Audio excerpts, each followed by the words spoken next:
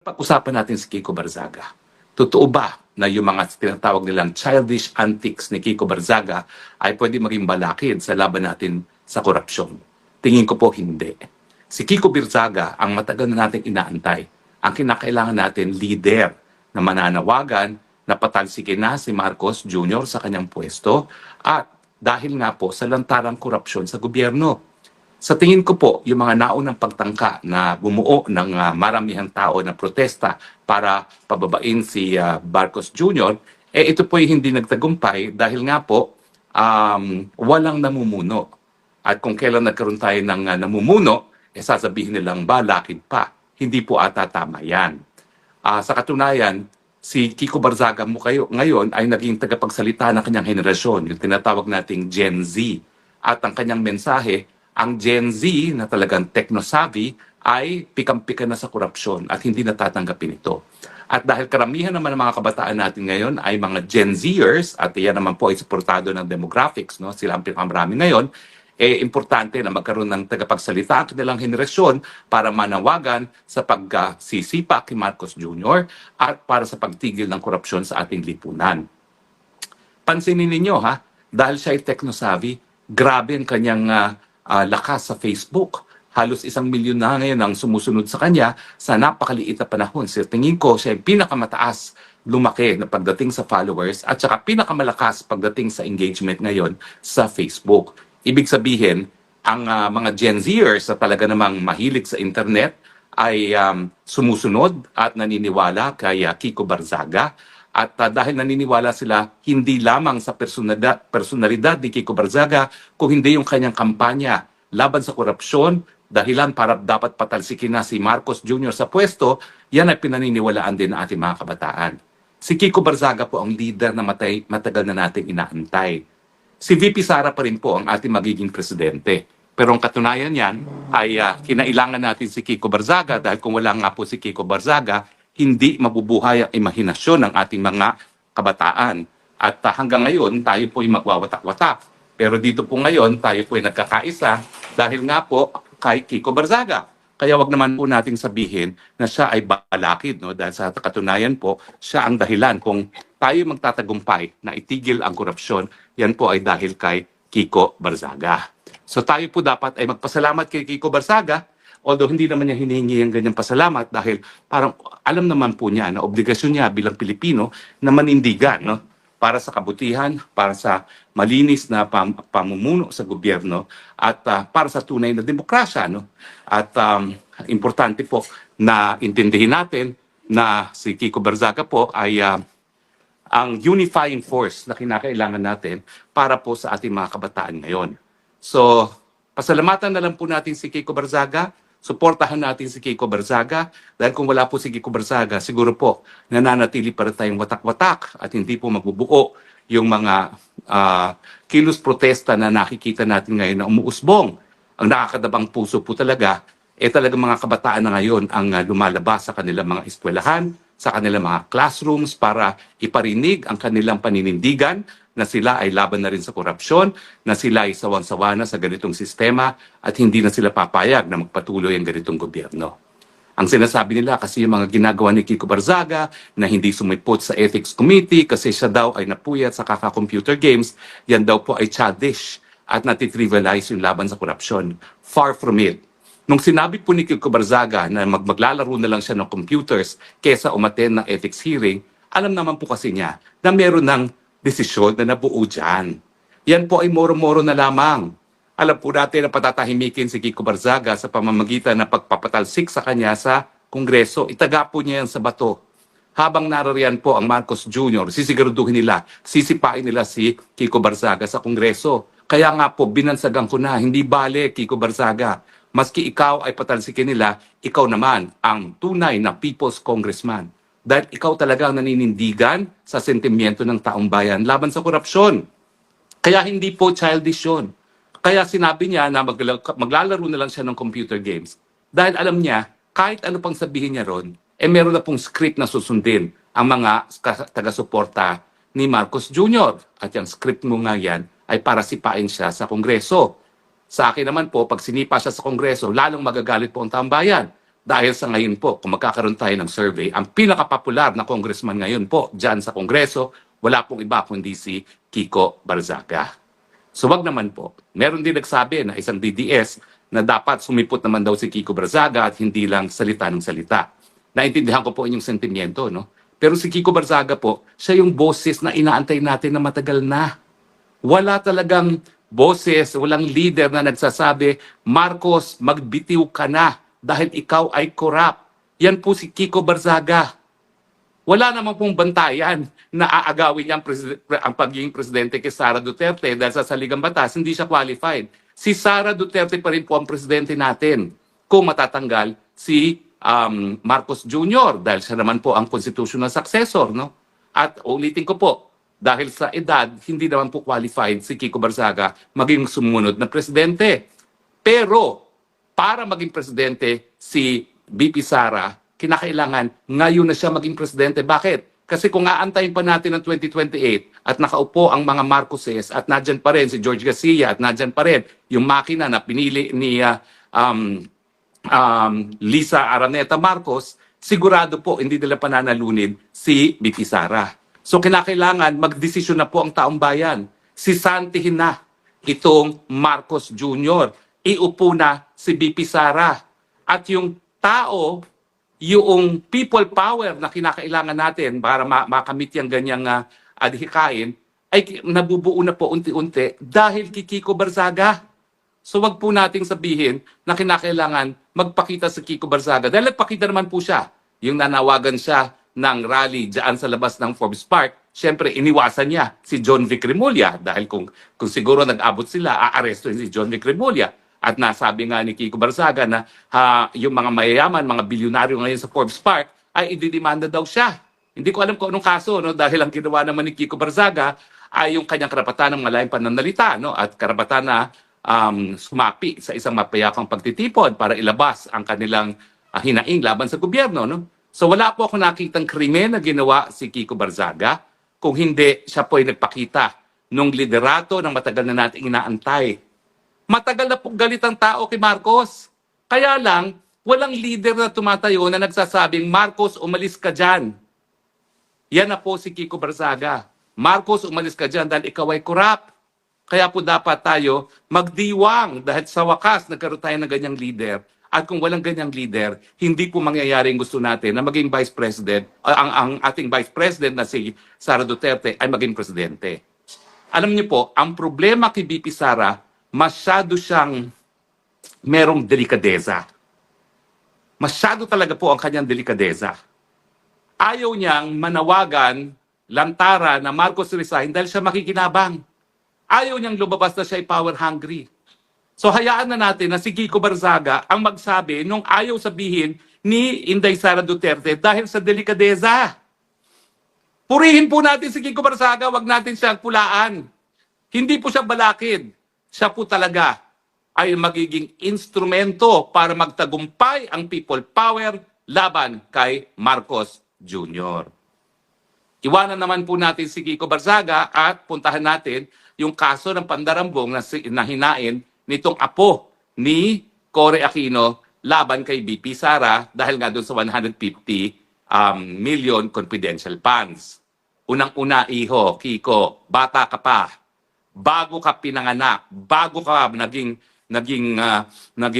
tao pa man. Alam niyo po, ang pamilyang Duterte sumuporta sa inyong lola.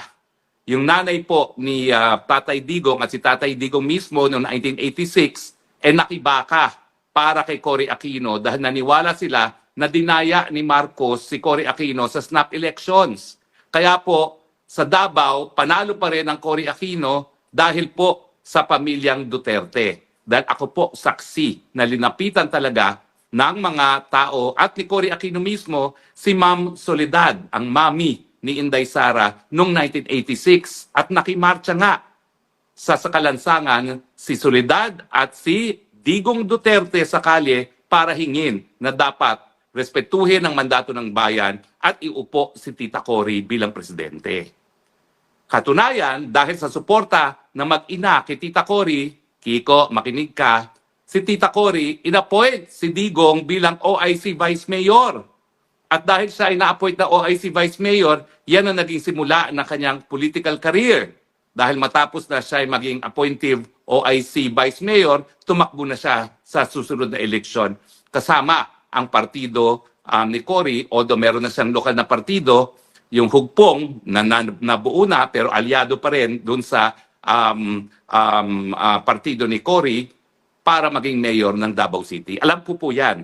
Dahil yung eleksyon na yon, na-meet ko rin po si Mrs. Soledad. Humingi po ako ng suporta para doon sa aking kamag-anak na si Jovi Salonga na tumakbo para senador nung kauna-unahang eleksyon matapos ang martial law. At number 1 naman po sa Davao City, si Jovi Salonga. So Kiko, sana ikaw, binalikan mo ang kasaysayan mo. Bakit mo ididemanda ngayon ang kaalyado ng iyong lola na pinakamamahal? Pangalawa, bakit galit na galit ka kay Inday Sara at ayaw mo siya maging presidente? Ikaw ba? Dahil dun sa 24 billion na ibabayad sa inyo ng administrasyon ni Marcos Jr. para sa Luisita, ibinenta mo na iyong paninindigan para lamang dito sa mga pilak ng ginto na kabayaran sa Luisita? Wag naman. Kasi ako naniniwala pa rin ako, yung lolo mo na si Ninoy at si Cory, hindi ibebenta ang kanilang mga paninindigan kahit gaano pang karaming pilak ng ginto. So isang tabi mo na yung bilyon-bilyones na makukuha ninyo sa gobyerno at harapin ang katotohanan na ang Marcos administration nasa DNA ang pagiging korap. Kaya kinakailangan matanggal na sa pwesto at iupo na yung nakatalagang papalit sa kanya sang-ayon sa saligang batas na naging legacy na yung lola na si Tita Cory. Bakit mo hahayaan na kahit sinong umupo kapalit ni Marcos? At bakit ka papayag na magpatuloy si Marcos sa pwesto ngayong alam mo talagang lantaran ng korupsyon? Ano ka ba? Bulag at bingi, Kiko?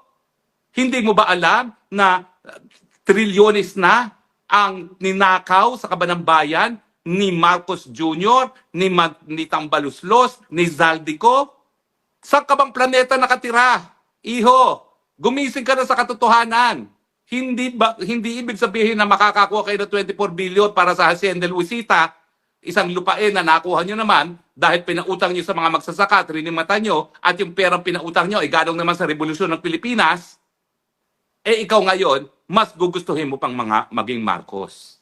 Ang mensahe ko po, hindi lang kay Kiko, sa lahat ng dilawan. Bakit nyo kinakalimutan na sa mulat-mula, ang Tatay Digong ay sumuporta kay Tita Cory. At ngayon, pinalit niyo pa ang Marcos kesa kay Tatay Digong na sumuporta kay Tita Cory. Bakit niyo tututulan si BP Sara bilang karapat-dapat na tagapagpalit o papalit kay Marcos Jr. dahil nga sa kanyang korupsyon sang-ayon sa saligang batas na iniwan bilang legacy ni Tita Cory? Gumising na kayo sa katotohanan. Kung talaga kayo naniniwala sa malinis na pamumuno, wala pong bahid ng korupsyon si Sara Duterte. Yung confidential funds po, binigyan na tayo ng isang pinaggamitan. Yung korupsyon ni Zaldico sa pagsusupply ng mga laptop sa DepEd. Yan po, isa sa mga bagay na ginamitan ng intelligence funds. Bakit hindi naman masiwalat kung paano ginastos ang confidential fund, Kiko? Pinag-aral ka naman ng iyong mga magulang. Ano ba ibig sabihin ng confidential? Ang confidential ba sinisiwalat sa publiko? Di ba ang confidential? Hindi sinisiwalat, kaya nga confidential ang tawag. Mahiya ka naman sa lolo mong Ninoy at saka sa lola mong Cory kung hindi ka nakakaintindi sa confidential, as in private, as in not for public disclosure. At bakit 150 million ang pupuntiryahin mo? Ang puntiryahin mo, yung halos 6 billion na confidential fund ni Marcos Jr. Kiko, ang pumatay sa lolo mong Ninoy, si Marcos Sr. Huwag kang kumampi sa mga Marcoses. Pinatay niya ang lolo mo. Ano ka ba? Gumising ka naman. Huwag ka magpabulag sa 24 billion na alam ko malaki ang party mo. Dahil ikaw ay eredero. Unahin mo muna naman yung kasaysayan hindi lang ng pamilya mo, kung hindi ng Pilipinas. Magnanakaw ang mga Marcos. Mamamatay tao ang mga Marcos. Nagtotorture ang mga Marcos. Nagdedesperasido ang mga Marcos. Binebenta ng mga Marcos ang Pilipinas sa mga dayuhan, kapalit ng suporta ng mga dayuhan, dahilan kung bakit tayo ngayon ay nasa kuko ng digmaan dahil kinaladkad na naman tayo ng isang Marcos sa isang gera na wala naman tayong kinalaman. Huwag ka magpabulak sa 24 billion na makukuha mo as just compensation sa Hacienda Luisita. Balikan mo ang ginawa ng Marcos. Kung ayaw mong tignan ang ginawa nila sa bayang Pilipinas, sa pamilya mo, pinatay ang lolo mo. Kung ako nung kabataan ko, nagmarcha dahil sinuportahan ko ang lolo mo, bakit hindi mo magawa yan? Suportahan mo naman ang lolo mo sa pamamagitan ng pagsabi, Marcos resign, Marcos sipain at tanggapin ang dapat na pumalit na presidente sa Inday Sara Duterte na nanggaling rin sa isang angkan na sumuporta sa iyong angkan. Sumuporta ng demokrasya. Hindi ko sinasabi na utang na loob mo yun dahil sa politika. Sinasabi ko, sumuporta ang mga Duterte laban sa mga Marcos Sr. at laban kay Marcos Jr. dahil alam nila na yung pamilyang yan korap at banta sa demokrasya. Yan din ang dahilan kung bakit dapat, Kiko, ikaw, sumuporta ka kay Sara Duterte. Ano ba ho? Tama ba ako o mali? Dapat po, kung alam nyo ang Facebook, alam nyo ang Twitter, alam nyo ang X, alam nyo ang TikTok ni Kiko, kinakailangan sabihan nyo po siya. Buksan ang mata, huwag magpabulak sa pilak na ginto na ngayon po ay sinasabing ibibigay ng Marcos administration sa angkan ng Cojuangco at Aquino para sa Hacienda Luisita.